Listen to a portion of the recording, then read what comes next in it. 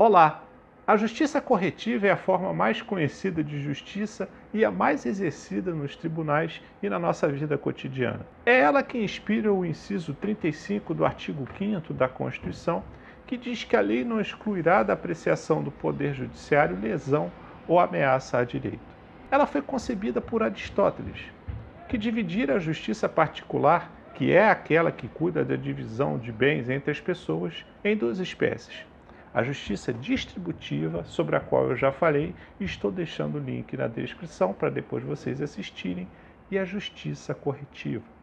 A justiça corretiva, ela atua quando alguém sofre um dano.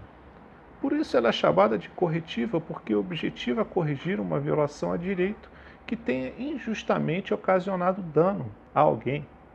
Ela está presente em quase todas as ações judiciais, como nas reclamações trabalhistas, nas ações de responsabilidade civil, nos casos de descumprimento de contrato e etc.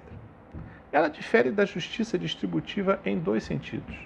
O primeiro é que na justiça distributiva há uma distribuição daquilo que é comum para as partes que compõem o todo.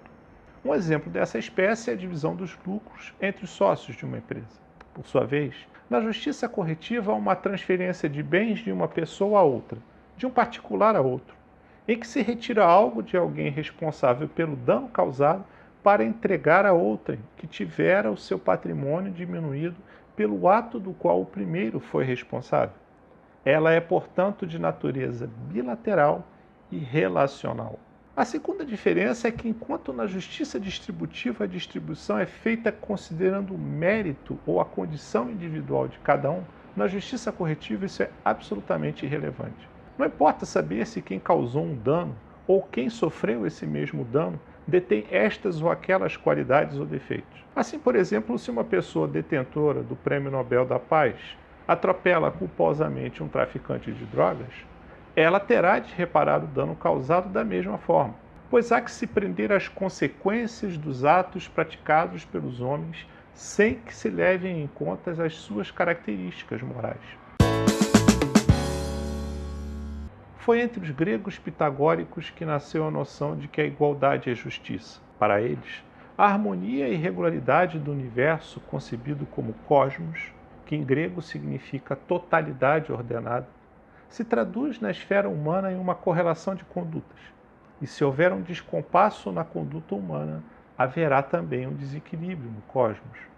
Daí surge a tarefa da justiça de reintroduzir o equilíbrio, equalizando situações desiguais, restabelecendo o equilíbrio rompido entre os particulares, como, por exemplo, se houver uma injúria, deve haver uma reparação que a compense, exatamente na mesma medida. No mesmo sentido, Aristóteles relaciona a justiça corretiva à igualdade, porque ela faz com que as partes voltem a ser iguais como estavam antes de ocorrer a lesão. Assim, com a subtração do excesso do ganho do ofensor e sua transferência ao ofendido, restabelece-se a igualdade aritmética que existia antes do cometimento da injustiça. Ganho, perda e restauração do equilíbrio são a base da teoria aristotélica sobre justiça corretiva. Vejamos o que ele diz. Portanto, sendo essa espécie de injustiça uma desigualdade, o juiz procura igualar as partes, tomando uma parte do ganho do acusado. É como se houvesse uma linha dividida em partes desiguais e ele retira a diferença pela qual o segmento excede a metade para acrescentá-la à parte menor. Essa ideia de Aristóteles de retirar-se o ganho do causador do dano e devolvê-lo ao lesado se encontra muito presente, por exemplo, em dois artigos do Código Civil, como o artigo 876, que diz que todo aquele que recebeu o que não lhe era devido fica obrigado a restituir. E o artigo 884, ao afirmar que aquele que sem justa causa se enriquecer à custa de outrem será obrigado a restituir o indevidamente auferido. Mas nem sempre a perda patrimonial de uma pessoa irá necessariamente gerar um correlato ganho patrimonial para o seu ofensor. Veja-se, por exemplo, o acidente de trânsito. O seu responsável não terá um aumento de patrimônio por bater na traseira de outro veículo. O próprio Aristóteles havia percebido isto ao dizer que, também no caso em que um recebeu e o outro infligiu um ferimento, ou um matou e o outro foi morto, o sofrimento e a ação foram desigualmente distribuídos. mas o juiz procura igualá-los por meio da pena, tomando uma parte do ganho do acusado. O termo ganho aplica-se geralmente a tais casos, embora não seja apropriado a alguns deles, como, por exemplo, a pessoa que inflige um ferimento e perda à vítima, seja como for, uma vez estimado o dano. Um é chamado perda e o outro ganho. Ganho e perda presentes na justiça corretiva não são, portanto, necessariamente de patrimônio, mas de respeito e desrespeito à norma. Portanto, naquele exemplo do acidente do trânsito que eu dei para vocês, houve, por assim dizer, um ganho normativo em relação ao causador do acidente, na medida em que ele agiu além do que fora permitido pela norma de prudência, e uma perda para o lesado, que teve um direito violado pelo desrespeito a essa mesma norma. A justiça corretiva representa a justificação moral da responsabilidade civil. Sua finalidade é, portanto, a de desfazer uma injustiça reparando o dano de quem a sofreu. É esta a ideia que permeia o artigo 927 do Código Civil, ao dizer que aquele que por ato ilícito causar dano a outrem fica obrigado a repará-lo.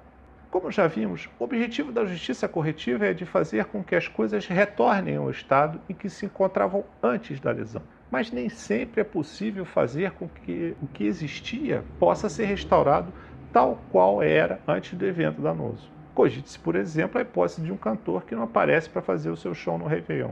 Mesmo que ele se disponha a cantar no outro dia, sua obrigação perdeu completamente sentido. Ou, se alguém é morto, não há como se trazer a vida daquela pessoa de volta. Para esses e todos os demais casos análogos, surge o instituto da indenização. Indenização esta que é medida pela extensão do dano. É isto que diz o artigo 944 do Código Civil e que deve ser a mais abrangente possível, pois, como destaca o artigo 402 do mesmo Código, as perdas e danos devido ao credor abrangem, além do que ele efetivamente perdeu, o que razoavelmente deixou de lucrar. Integram, portanto, o conteúdo da indenização o dano emergente e o lucro cessante, sendo que o dano emergente refere-se a uma diminuição patente e evidente do patrimônio da vítima. Por sua vez, o lucro cessante é uma diminuição potencial do seu patrimônio, ou seja, aquilo que ele provavelmente obteria se não tivesse havido a lesão.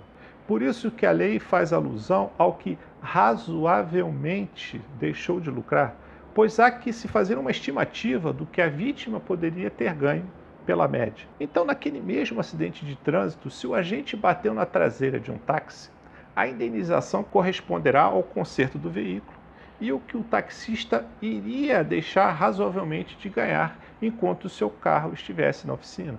Por esse motivo é que a indenização precisa ser medida caso a caso e não de forma genérica, não se admitindo a fixação padronizada de valores indenizatórios.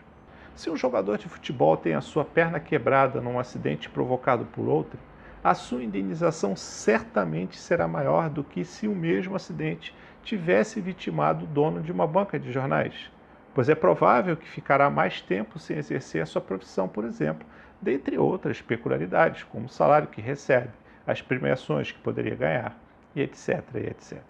O que se precisa sempre ter em mente é o princípio da equivalência, mantendo-se o equilíbrio do binômio dano-indenização, para que o valor a ser pago não seja nem mais nem menos do que o prejuízo sofrido, para que não haja enriquecimento ou empobrecimento indevido. Pense nisso. Eu espero vocês no nosso próximo encontro. Muito obrigado pela sua atenção e até a próxima.